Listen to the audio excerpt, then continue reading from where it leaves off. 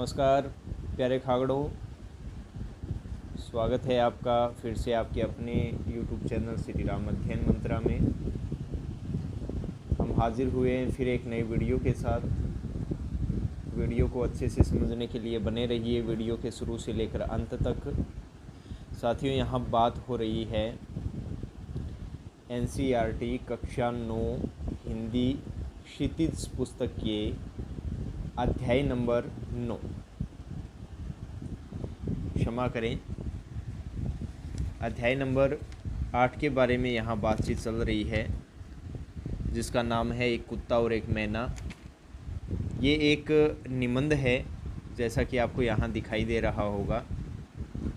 निबंध का अर्थ होता है पूरी तरीके से बांध कर रख देना, अर्थात आप कहानी की तरह उसे जल्दी जल्दी नहीं पढ़ सकते। आपको विचार करते हुए, विश्लेषण करते हुए, संश्लेषण करते हुए आपको ये रचना पढ़नी पड़ती है। और इनको लिखने वाले हैं आचार्य हजारी प्रसाद द्विवेदी, जिसमें पशु प्रेम दिखाया गया है। तो हजारी प्रसाद द्विवेदी का जीवन परिचय हम लोगों ने पीछे के वीडियो में देख लिया, पढ़ लिया है। तो अब बात करेंगे पाठ परिचय की कि एक कुत्ता और एक मैना में अध्याय में क्या कुछ दिया गया है, फिर मूल अध्याय पे चर्चा करेंगे। तो मित्रों, एक कुत्ता और एक मैना निबंध में न केवल पशु पक्षियों के प्रति मानवीय प्रेम प्रदर्शित है, बल्कि पशु पक्षियों से मिलने वाले प्रेम, भक्ति, विनोद और करुणा जैसे मानवीय भावों का विस्तार भी है। तो ये भाव हालांकि मानव में होते हैं, लेकिन पशु पक्षियों द्वारा भी ये प्रदर्शित किए जाते हैं। इसमें रविंद्रनाथ की कविताओं और उनसे जुड़ी स्मृतियों के सहारे, रविंद्रनाथ टैगोर और उनकी जो कविताएं हैं, उनसे जुड़ी स्मृतियां हैं, उनके सहारे गुरुदेव की संवेदनशीलता, आंतरिक विराटता मतलब हृदय का बड़ापन, विशालता, हृदय की जो विशालता होती है वो यहाँ पे दी गई है। सहजता मतलब सहज जीवन, सुंदर जीवन के चित्र तो उकेरे ही गए हैं। पशु पक्षियों के संवेदनशील जीवन का भी बहुत सूक्ष्म निरीक्षण है। यह निबंध सभी जीवों से प्रेम की प्रेरणा देता है। तो ये तो हो गया पाठ परिचय, अध्याय का परिचय हम लोगों ने देख लिया है। अब चलते हैं मूल अध्याय पे। वैसे आज का दिन बड़ा शुभ है। आज अगर हिंदी महीने की बात करें तो श्रावण मास की पूर्णिमा है और इसी दिन रक्षाबंधन बनाया जाता है। तो ये एक त्यौहार के रूप में बनाया जाता है, जिसमें एक भाई अपनी बहन की रक्षा का वचन देता है। तो सभी साथियों को रक्षाबंधन की ओर से मेरी हार्दिक शुभकामनाएं, और सदैव इस पथ पे चलें कि बहन की रक्षा ही नहीं, पूर्ण देश की भी रक्षा का भार आप संभालें। तो चलते हैं मूल अध्याय पे।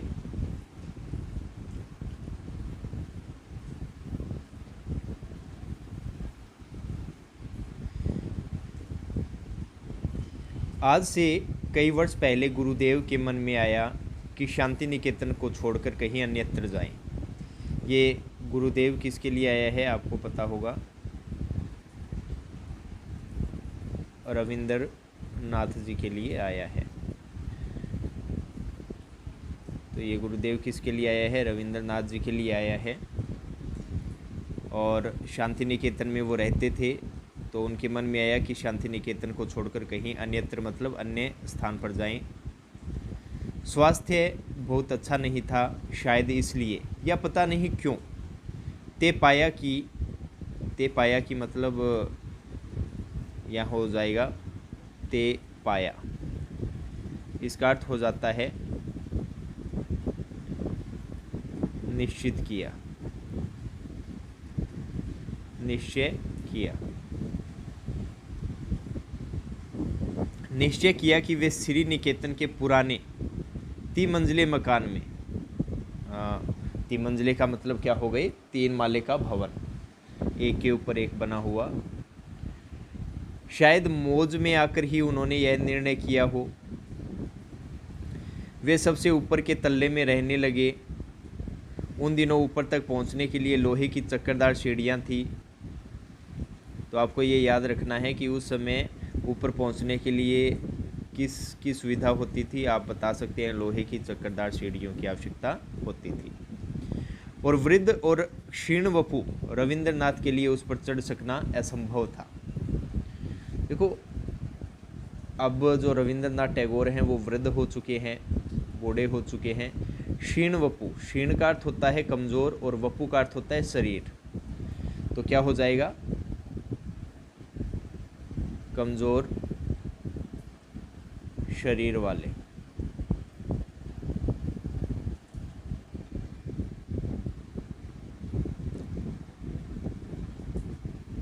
फिर भी बड़ी कठिनाई से उन्हें वहां ले जाया जा सका। उन दिनों छुट्टियां थी, आश्रम के अधिकांश लोग बाहर चले गए थे। एक दिन हमने सहपरिवार उनके दर्शन की ठानी। ठानी मतलब निश्चय करना। ठानी का अर्थ क्या हो जाएगा? निश्चय करना। दर्शन को मैं जो यहाँ विशेष रूप से दर्शनीय बनाकर लिख रहा हूँ, उसका कारण यह है कि गुरुदेव के पास जब कभी मैं जाता था तो प्राय वे यह कहकर मुस्कुरा देते थे कि दर्शनार्थी है क्या। ये क्वेश्चन उनसे किया जाता था कि दर्शनार्थी है क्या, अर्थात आचार्य हजारी प्रसाद द्विवेदी जी से ये पूछा जाता। और दर्शनार्थी का अर्थ क्या होते हैं? दर्शन करने की इच्छा रखने वाले, इच्छा रखने वाले। ठीक है। शुरू में मैं उनसे ऐसी बांग्ला से बात करता था जो वस्तुतः हिंदी मुहावरों का अनुवाद हुआ करती थी। तो क्योंकि रविंद्रनाथ जी बंगाल से संबंधित थे, तो लेखक को भी प्राय बांग्ला में ही बात करनी पड़ती थी, बांग्ला भाषा में, और वो भी हिंदी मुहावरों से युक्त होती थी। ठीक है। किसी बाहर के अतिथि को जब मैं उनके पास ले जाता था तो कहा करता था, एक भद्र लोक अपनार दर्शनेर जन्य ऐसे छेन। लोक का तो मतलब क्या हो गया? व्यक्ति हो गया। भद्र का मतलब सभ्य है। आपनार आपका, दर्शनेर दर्शन हो जाएगा, जन्य ऐसे छेन इच्छा रखता है, अर्थात एक सभ्य व्यक्ति आपके दर्शन की इच्छा रखता है। यह बात हिंदी में जितनी प्रचलित है उतनी बांग्ला में नहीं। हालांकि वो ये बात कह तो देते हैं, लेकिन ये बांग्ला में इतनी प्रचलित नहीं है जितनी हिंदी में प्रचलित है। इसलिए गुरुदेव जरा मुस्कुरा देते थे। बाद में मुझे मालूम हुआ कि मेरी यह भाषा बहुत अधिक पुस्तकीय है और गुरुदेव ने उस दर्शन शब्द को पकड़ लिया था। तो कहने का मतलब गुरुदेव भली प्रकार से जानते हैं कि आचार्य हजारी प्रसाद द्विवेदी कौन सी भाषा का प्रयोग कर रहे हैं, पुस्तकीय भाषा का प्रयोग कर रहे हैं, और उसमें भी दर्शन शब्द को उन्होंने पकड़ लिया था। अर्थात उन्होंने भली प्रकार से समझ लिया कि इन्हें स्वाभाविक भाषा नहीं आ रही, ये इधर उधर से पढ़कर काम चला रहे हैं।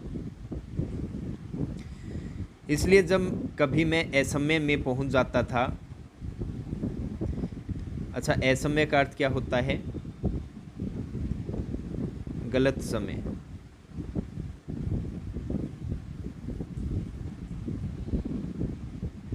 असमय में पहुंच जाता था तो वे हंसकर पूछते थे, दर्शनार्थी लेकर आए हो क्या? यहाँ यह दुख के साथ कह देना चाहता हूँ कि अपने देश के दर्शनार्थियों में कितने ही इतने प्रगल्भ का अर्थ क्या होता है? बातूनी, जो बातें बनाने वाले हैं। क्या है? बातें बनाने वाले, बातूनी हो जाएगा। अब बात करते हैं अगले अंश की।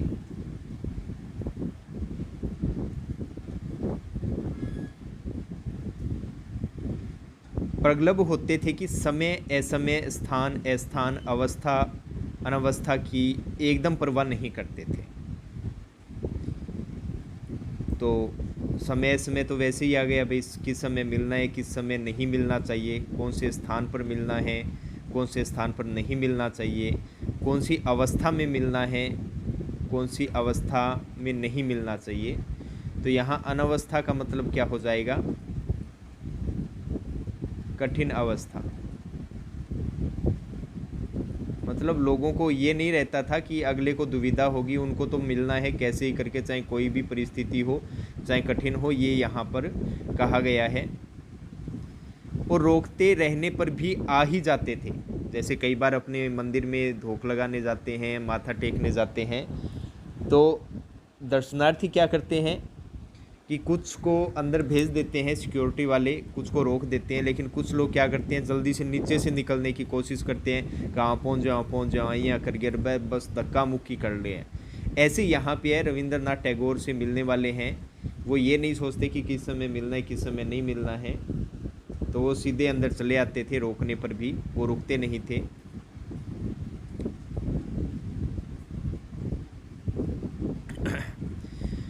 तो ऐसे दर्शनार्थियों से गुरुदेव कुछ भीत से रहते थे। भीत का मतलब होता है डरे डरे से रहते थे, क्योंकि वो मानते तो थे नहीं, वो तो वृद्ध भी थे और क्षीण वपु भी थे, तो वो डरे डरे रहते थे। तो भीत का अर्थ हो जाएगा डरे डरे रहते थे। अस्तु मैं, बल्कि मैं बाल बच्चों के, मैं मतलब साथ, बाल बच्चों के साथ एक दिन श्री निकेतन जा पहुंचा। कई दिनों से उन्हें देखा नहीं था। गुरुदेव वहाँ बड़े आनंद में थे, अकेले रहते थे, भीड़ भाड़ उतनी नहीं होती थी जितनी शांति निकेतन में। जब हम लोग ऊपर गए तो गुरुदेव बाहर एक कुर्सी पर चुपचाप बैठे अस्तगामी सूर्य की ओर ध्यान सितमित नयनों से देख रहे थे। तो अस्तगामी का मतलब क्या हो गया? सूर्यास्त। जब सूर्यास्त हो रहा था तो गुरुदेव क्या कर रहे थे? उस सूर्यास्त होते सूर्य की तरफ क्या कर रहे थे? ध्यान सितमित, ध्यान लगाए हुए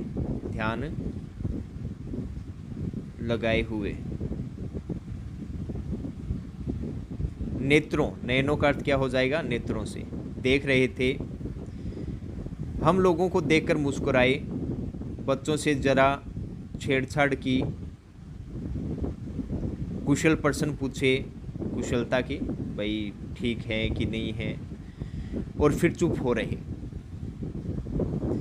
ठीक उसी समय उनका कुत्ता धीरे धीरे ऊपर आया। अब देखो यहाँ पशु है, कुत्ता धीरे धीरे ऊपर आया और उनके पैरों में के पास खड़ा होकर पूंछ हिलाने लगा। गुरुदेव ने उसकी पीठ पर हाथ फेरा। देखो कितना यहाँ ये प्रेम दिखाया गया है, पशु और मानव का प्रेम दिखाया गया है। वह आंखें मूंद कर अपने रोम रोम से उस स्नेह रस का अनुभव करने लगा। गुरुदेव ने हम लोगों की ओर देखकर कहा, देखो तुमने यह आ गए, कैसे इन्हें मालूम हुआ कि मैं यहाँ हूँ? आश्चर्य है। और देखो कितनी परितृप्ति इनके चेहरे पर दिखाई दे रही है। परितृप्ति का मतलब क्या होता है? संतुष्टि। क्या हो जाएगा? संतुष्टि। हम लोग उस कुत्ते के आनंद को देखने लगे। किसी ने उसे राह नहीं दिखाई थी। अब एक चीज़ और देख लीजिए कि भाई ठीक है, इंसान तो जानता है कि रविंद्रनाथ जी कहाँ गए हैं शांति निकेतन से, लेकिन एक पशु को भी इतना पता होता है कि उनसे स्नेह करने वाला कहाँ गया है। उसे किसी ने मार्ग नहीं दिखलाया था, लेकिन उन्होंने उनको ढूंढ ही लिया था। देखो उसे किसी ने राह नहीं दिखाई थी, न उसे बताया था कि उसके स्नेहदाता यहाँ से 2 मील दूर हैं, और फिर भी वह पहुँच गया। ये सिर्फ देखो, जैसा कि पाठ परिचय में हमने देखा था कि देखो मानव ही पशु से प्रेम नहीं करता, बल्कि पशु भी करुणा का, स्नेह का भाव मानव से रखता है, इसलिए वो 2 मील दूर भी गुरुदेव से मिलने पहुंच गया था। इसी कुत्ते को लक्ष्य करके उन्होंने आरोग्य में इस भाव की एक कविता लिखी थी। प्रतिदिन प्रातःकाल यह भक्त कुत्ता स्तब्ध होकर, भक्त कुत्ता बताया गया है, स्तब्ध का मतलब होता है खामोश होकर, खामोश होकर या जड़ होकर, खामोश होकर या जड़ होकर आसन के पास तब तक बैठा रहता है जब तक अपने हाथों के स्पर्श से मैं उसका संग नहीं स्वीकार करता। इतनी सी स्वीकृति पाकर ही उसके अंग अंग में आनंद का प्रवाह बह उठता है। प्रवाह का मतलब हो जाता है बहाव। इस वाक्यहीन प्राणी लोक में देखो, वाक्यहीन का अर्थ क्या हो जाएगा? भाषाहीन, क्योंकि पशुओं में भाषा नहीं होती है कि वो अपने भावों को व्यक्त कर सके। तो इस भाषाहीन प्राणी लोक का अर्थ क्या हो जाएगा?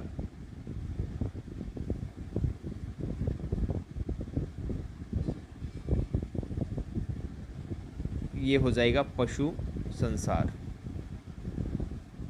वैसे तो प्राणी लोक का मतलब प्राणी संसार ही होता है, और उसमें भी सिर्फ यह एक जीव, यही एक जीव अर्थात ये कुत्ते के लिए बताया गया है, अच्छा बुरा सबको भेद कर, भेद कर मतलब पार करके, क्या अच्छा है क्या बुरा है, पार करके संपूर्ण मनुष्य को देख सका है, उस आनंद को देख सका है जिसे प्राण दिया जा सकता है, जिसमें अहेतुक प्रेम ढाल दिया जा सकता है। अहेतुक का अर्थ क्या हो जाता है? निस्वार्थ।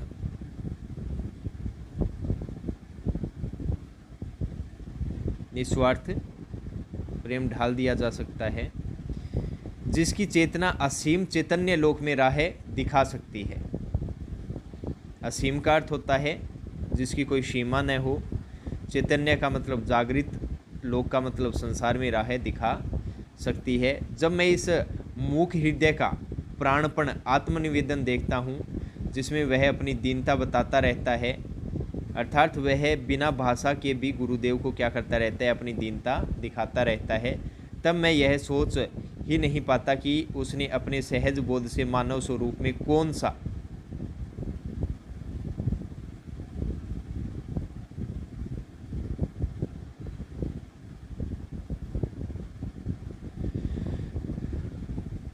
सा मूल्य आविष्कार किया है। इसकी भाषाहीन दृष्टि की करुण व्याकुलता जो कुछ समझती है उसे समझा नहीं पाती, और मुझे इस सृष्टि में मनुष्य का सच्चा परिचय समझा देती है। इस प्रकार कवि की मर्मभेदी दृष्टि ने, मर्मभेदी का मतलब क्या होता है? देखो यहाँ मैं बता देता हूँ, मर्मभेदी का अर्थ होता है रहस्य का भेद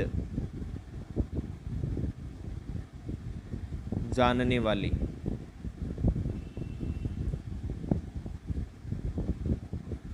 दृष्टि का अर्थ क्या हो जाता है? नज़र। देखो एक बात बताइए, कई बार राह चलते मोटरसाइकिल ख़राब हो जाती है, वो हम देख लेते हैं तो वो सही नहीं होती। अब वो किससे सही होगी? जो उसका मर्म जानता है, अर्थात मैकेनिक जो मोटरसाइकिल सही करता है। तो रहस्य का भेद वही जानता है जिसे पता हो। तो इस प्रकार कवि की मर्मभेदी दृष्टि ने इस भाषाहीन प्राणी की करुण दृष्टि के भीतर उस विशाल मानव सत्य को देखा जो मनुष्य के अंदर भी नहीं देख पाता। तो गुरुदेव हैं, उन्होंने उस कुत्ते के वो भाषाहीन प्राणी होता है तो उसकी करुण दृष्टि को देखा है अंदर तक। हालांकि मनुष्य है, वो मनुष्य के अंदर भी ये चीज़ नहीं देख पाता, जानबूझकर भी अनजान बन जाता है। मैं जब यह कविता पढ़ता हूँ तब मेरे सामने श्री निकेतन के तितल्ले पर की वह घटना प्रत्यक्ष सी हो जाती है। तितल्ला मतलब तीसरी मंजिल किसकी, श्री निकेतन। जैसे ये एक बिल्डिंग है, ये एक भाग हो गया, दो भाग हो गया, ये 1 नंबर, ये 2 नंबर, ये 3 नंबर। ये तीसरे तल्ले पे रविंद्र गुरुनाथ रहते थे और इस पूरी बिल्डिंग का क्या नाम था, श्री निकेतन।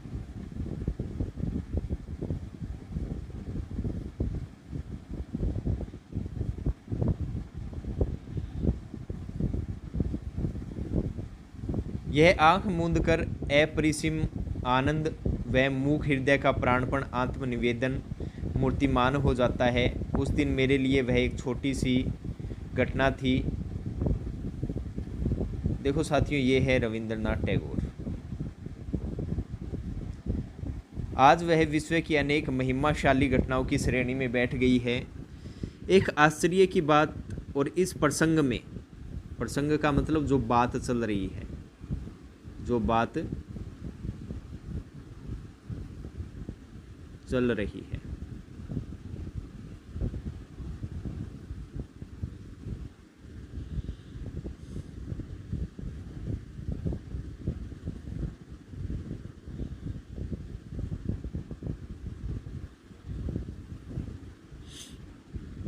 तो इस प्रसंग में उल्लेख की जा सकती है जब गुरुदेव का चिताभस्म,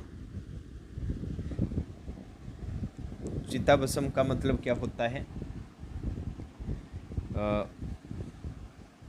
चिता की राख, चिता की राख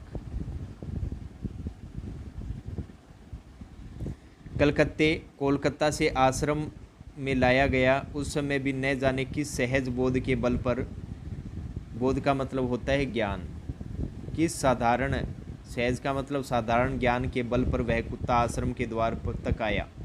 अब देख लो, मरने के पश्चात भी वह कुत्ता आश्रम के द्वार तक आया और चिता भस्म के साथ अन्यान्य, अन्यान्य मतलब अन्य से अलग, आश्रम वासियों के साथ शांत गंभीर भाव से उत्तरायण तक गया। उत्तरायण का मतलब क्या होता है,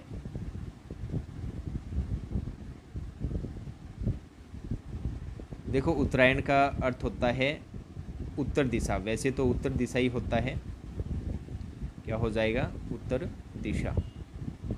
तो था क्या कि आश्रम के अंदर उत्तर दिशा में रविंद्रनाथ टैगोर के रहने का स्थान था।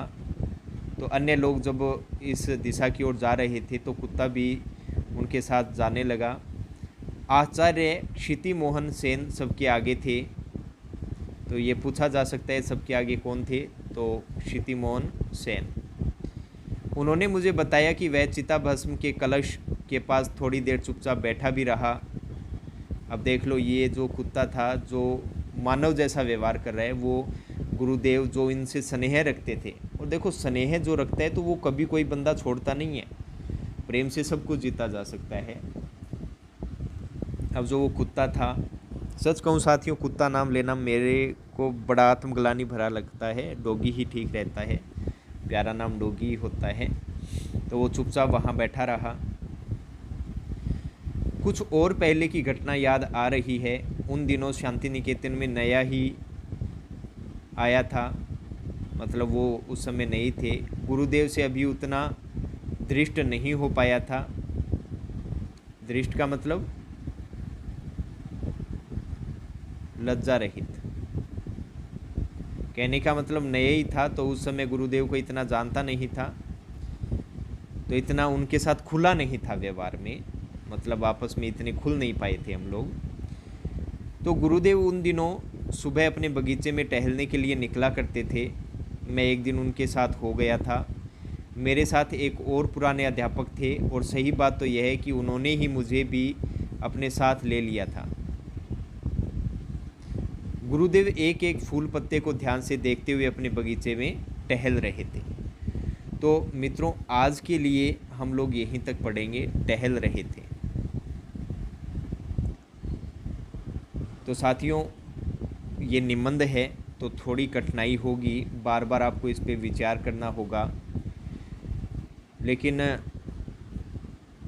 मुझे उम्मीद है कि आपको भली प्रकार से शब्दों जो समझाए गए हैं समझ में आए होंगे। तो इस अध्याय के नेक्स्ट अंश के लिए हम नया वीडियो तैयार करेंगे। तो बने रहिएगा हमारे साथ, मिलते हैं नेक्स्ट वीडियो में। तब तक के लिए श्री राम अध्ययन मंत्र को विदा दीजिए। जय हिंद, वंदे मातरम साथियों।